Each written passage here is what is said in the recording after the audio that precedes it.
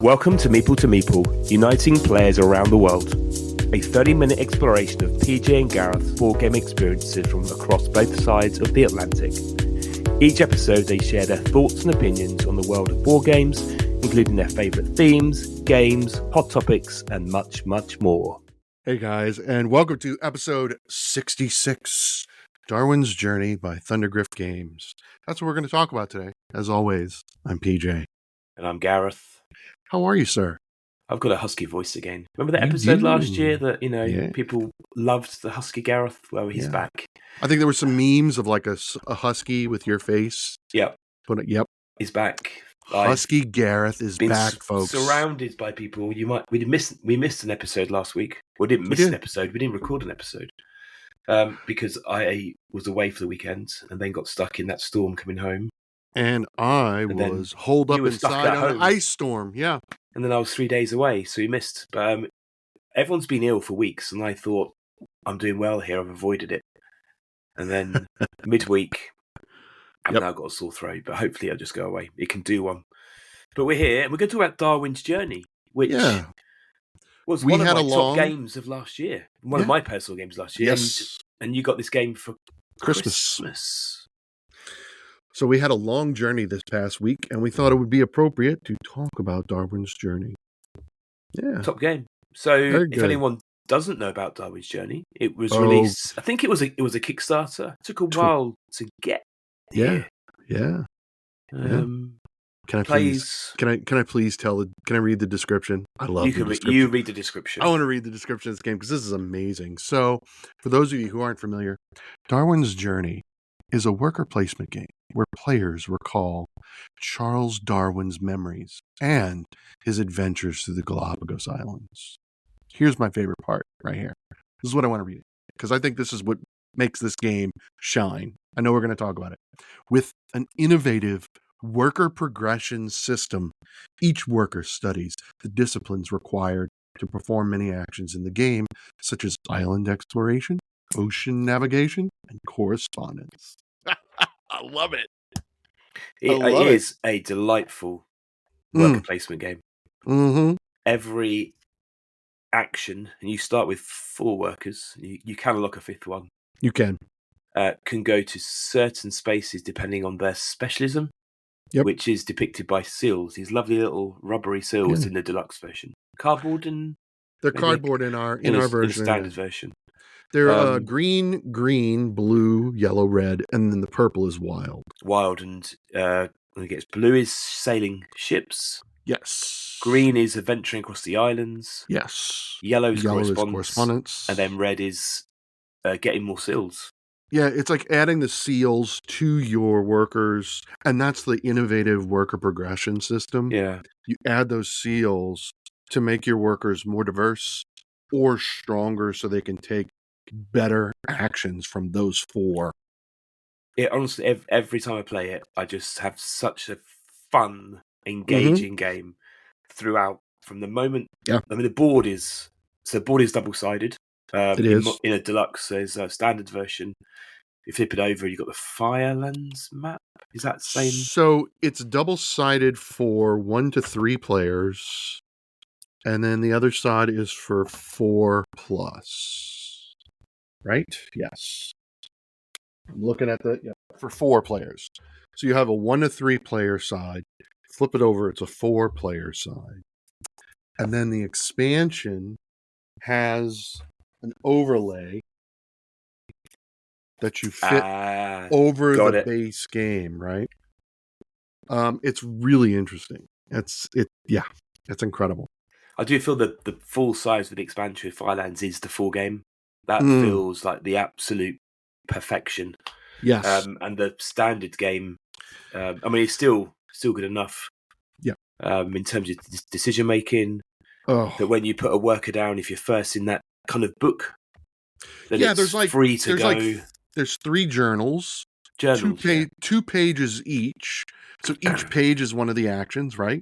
And if you're the first one, you're free. Otherwise, you have to pay a $3 penalty if someone else has gone there, including one of your workers. Yeah, it's expensive. What I love though is there's that journal where you've got kind of the unique 6 actions for that game. There's quite a few to randomly choose, or Yep. you can use a predefined set. Yep. And then you go there, and that's based on the number of seals.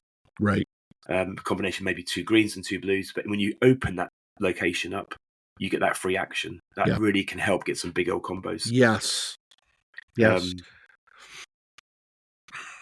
I think there's. I mean, it's 3.85 out of 5, so it's quite a medium heavyweight board game. It really is. You've got to manage your money very closely. Yeah, I really do. And there's so many ways to score points in this game, right? I just finished playing it before this recording, Katie and I was handicapped at the very beginning of the game because, as I told you, the only colors I had access to was blue and green. So I could take the sail action and the exploration action. Couldn't take correspondence. I had no way to get more seals to progress my workers.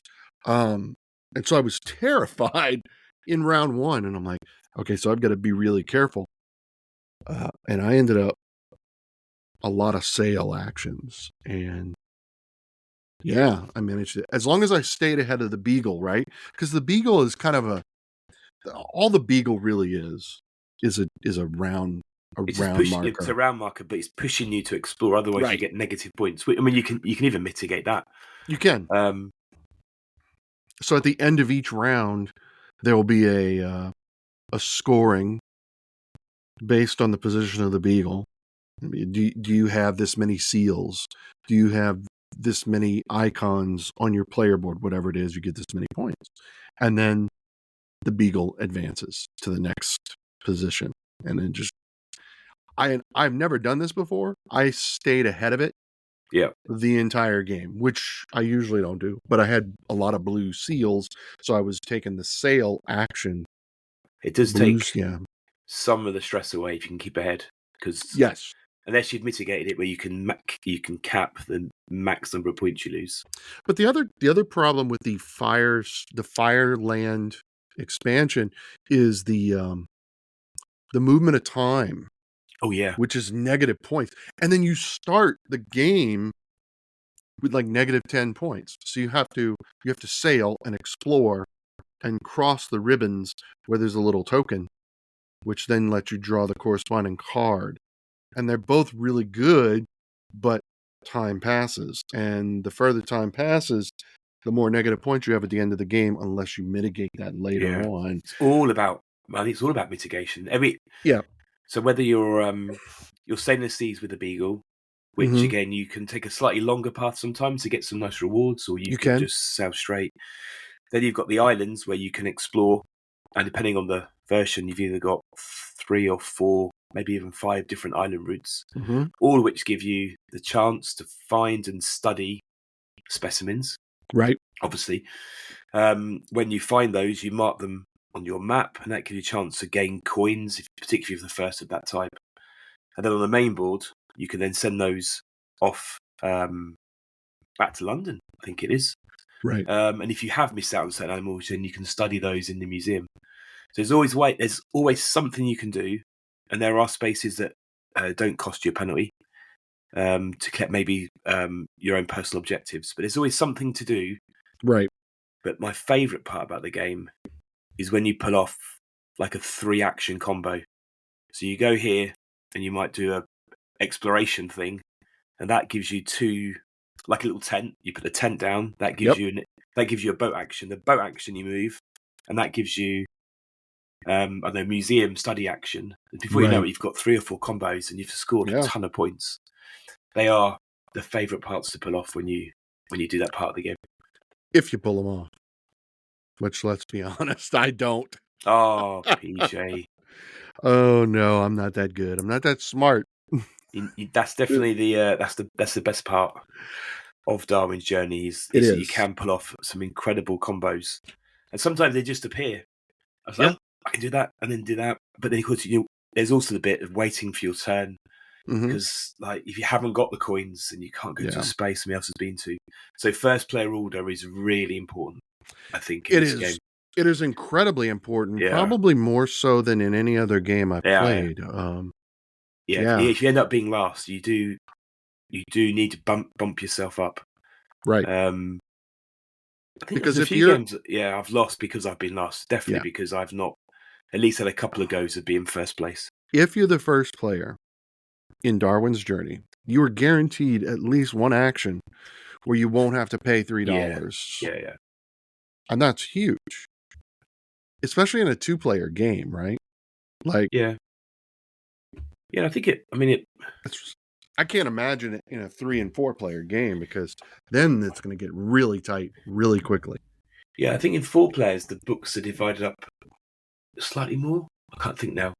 There's little red dividers, isn't there? Depending on the player count, how many of those that is a good question. zones there are. I can see you're reaching for the rulebook now. I am. I mean, Board Game Geek says it plays best with 3, but no one says any negative about the player count. It generally plays well at recommended 1 player, 2 player, and 4 player, best with 3, and it will be probably a little bit of downtime. But we've played 4 and 3. The only player count I haven't played is solo, actually. No, neither have I. Not yet. No. You're right. In a 4-player game, there's like a red ribbon in between the 2 The spine pages, of the journal, yeah. so that it divides things up. So it's possible. Does make it slightly, otherwise, you'd be paying out so much coin. Yeah. So much. What I also like is that the game comes with some additional cards. And again, I don't remember whether these are Kickstarter bits, but you can start with some pets. Have you got the pets? No. So there's like little pets, like I'm going to say a cat, a parrot, typically, and you pick one of those. It allows you to basically have a little bit of starting resource and a one-off action you can flip once in the game. So whenever we teach it, those are added to the game. Well, that's nice. It's nice. We don't have that. We do have the crew cards. Oh yeah, they're good. So like if you achieve a certain number of specific color seals to 1 worker, that'll unlock the crew card, and then the crew joins your ship's crew, and it basically, one of your meeples becomes that crew member. Yeah.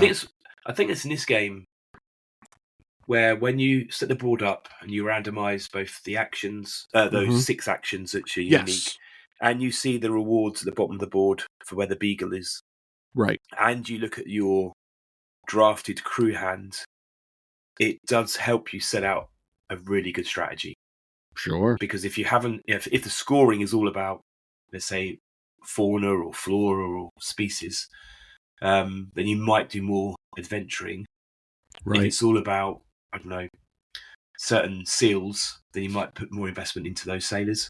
And those sailors, if you do get the right combination, which might limit you elsewhere, they do often give some very nice one-off actions. So yeah, definitely requires probably to play to the stuff you've been given, but then adapt as the game goes on, and you can see how the rest of the players are starting to play. I think if I had one criticism of the game, right, and I'll challenge you to provide one criticism as well, so to be fair, is the design of the box. So the box is too shallow, because when you put everything in it, the lid has too much of a lift for such a shallow box. I've got the deluxe. Yeah. And has yours got storage in it? Like storage boxes? No. Because I would say it's one of the best storage boxes going. Not to give you an issue about the FOMO of not having the Kickstarter deluxe version. Right. Well, isn't that interesting? Yeah. If you have the retail, it's a thin box. What we should do is we should take photographs for our Instagram post this week. Yes. And I'll show you the storage solution. Yep. And I guess those things that because it was a long Kickstarter. I think it felt like it dragged on for a long time. Like, when did it go live? Right, because you backed it on Kickstarter. We bought it at retail in a store. Yeah. It definitely was a long journey. Yeah. Now I'm looking through Kickstarter trying to find it. Here we go. So it originally launched. Yeah, so it funded the 28th of Jan 2021. Okay. So it must have been a December. The world was still crazy. Yeah. Funded for just over $1 million, €1 million. Okay. 16,000 backers. So, how about one criticism? Your turn. Do you have one criticism of the game? There are times when I feel that I've lost midway through the game. Mm-hmm. So there are times when, just because of that bit at the beginning, if you haven't necessarily played efficiently or effectively, it's quite hard to catch up. So it can be punishing. Yeah, it can be can be punishing. Yep. And the other bit is it's obviously it's quite a heavy game. It is. So it's not a game you're going to get out for a family games afternoon. Well, but it's interesting that you say that. Yeah. So quite a few people. Katie and I managed to. Before we were getting ready to record this afternoon, Katie and I were like, can we play this? Because we wanted to play it before so we could talk about it because it was fresh. And we had like an hour and 35 minutes. So we played a 2-player game of Darwin's Journey from setup to completion and had time to do chores in an hour and a half. That's good. So 2 players. I think 2-player works really nicely. It really does. Even 3 players would probably add maybe 20, 30 minutes. I think we played on Friday with our friend Adrian. And I think we get through it pretty quick. Yeah. Certainly for the you're right, for the weight of it. Right. It's not like a set up 4 hours later we finished.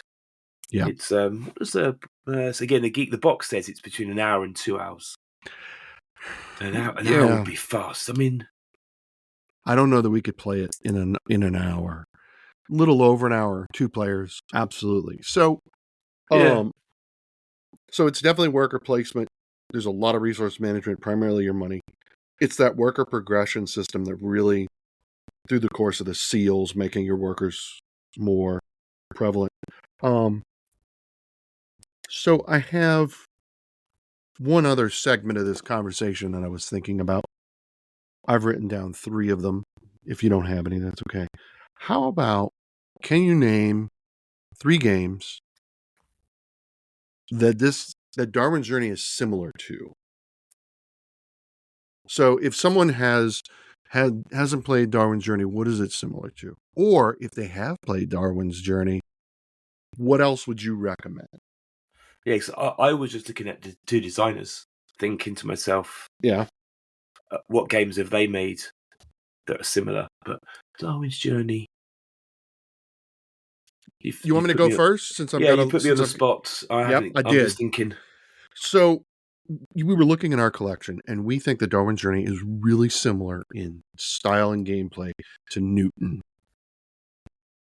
Is that who's that by? So Newton is actually by Simon. Same designer. It's Simon. No, Simon. Cool Mini or Not. Oh no, I'm talking actual designer. Yeah. Yep. Is it Luciani? Luciani. Yep. It plays very similar, right? So I've not played it. So do I need to get Newton? It would be the question. I think you do. It's just different enough. There's different. There's a traveling around Europe track. There's a studying track. There's a technology tree where you're sending students to school in Newton. And so it has that similar playability, but your management of resources is not as tight, but you've got to manage your actions really well.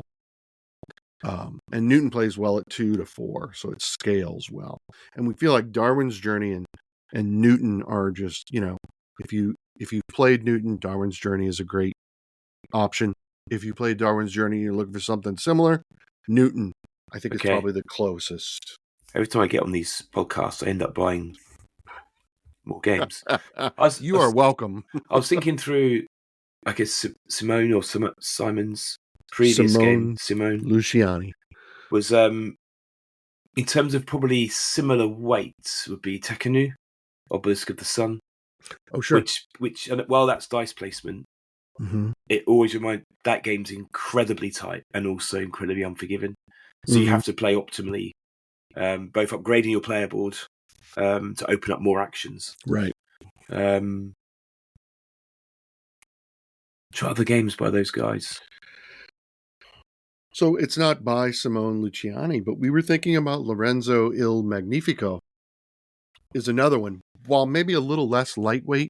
That's by the same guy. Is it? Same? Yeah. Is that Simone? Yeah. I was thinking the same. I'm that's with a you, really developing. Tight. Yep. If I look through his list: Barrage, Zolkin, Grand Austria Hotel, Marco Polo, Lorenzo, Darwin's Journey, Tultum. Have you played that? I have not. It's ranked slightly higher than Newton, and then you got Nucleum. I must be a pretty big fan because I own all but one of those games. Maybe we should do an episode just on his games. Maybe, yeah. Because I thought about Grand Austria Hotel, but I was like, you know what? There was something else I was thinking about. My last recommendation.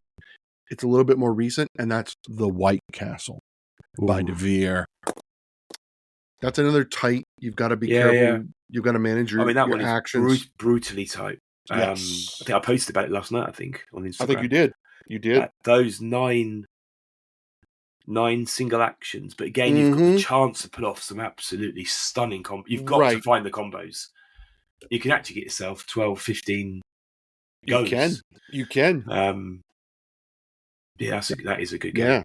So highly recommended. I would recommend. I think at the end of it all, if you like Newton, Lorenzo, The White Castle, then you're going to love Darwin's Journey. If you've played Darwin's Journey and you're looking for something new, then we would recommend Newton, Lorenzo, The White Castle.